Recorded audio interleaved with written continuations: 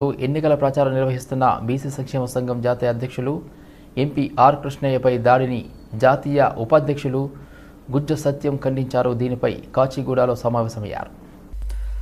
Are కృష్ణయ్యపై దాడి యావత్ BC సమాజంపై దాడిగా పరిగణిస్తున్నామని అన్నారు. ఇలాంటి పిరికిపంద రాజకీయాలు చేస్తే ఎవరు భయపడరని, ప్రజలు దాడి చేసిన వ్యక్తిని చేయించిన వారిని కఠినంగా శిక్షించాలని డిమాండ్ చేశారు. ఆంధ్రప్రదేశ్లో జరుగుతున్న ఎన్నికల నేపథ్యంలో ఆర్ కృష్ణన్న చేస్తున్న ప్రచారానికి లభిస్తున్న విశేష ప్రజాదరణ, ఆయన వెంట నడుస్తున్న బీసీ శ్రేణులను చూసి కడుపు మంటతో ఈ దాడి జరిపారన్నారు. భౌతిక దాడులకు పాల్పడితే తిరిగి ప్రతి దాడులు చేస్తామని హెచ్చరించారు. కృష్ణయ్య దాడి యావత్ దేశంలోని 70 కోట్ల మంది బీసీలపై దాడి అని భావిస్తున్నామని తెలిపారు.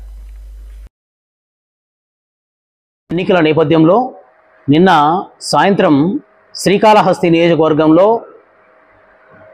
ప్రచారంలో ఉన్న జాతీయ బీసీ సంక్షేమ సంఘం అధ్యక్షులు రాజ్యసభ సభ్యులు ఆర్ కృష్ణ గారిపై గుర్తు తెలియని వ్యక్తులు నిన్న దాడి చేశారు.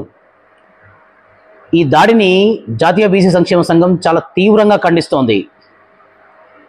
బీసీ వాదంతో బీసీల బతుకు బాగు చేయడం కోసం గత 50 సంవత్సరాలుగా తన జీవితాన్ని త్యాగం చేసిన వ్యక్తి పైన ఇలాంటి దాడుల్లో తెగబడడం అనేది జాతీయ బీసీ సంక్షేమ సంఘం ఈ విషయాన్ని తీవ్రంగా ఖండిస్తూ వ్యక్తులను గుర్తించి కఠినంగా శిక్షించాలని మేము ఈ వేదిక ద్వారా కోరుకుంటున్నాం.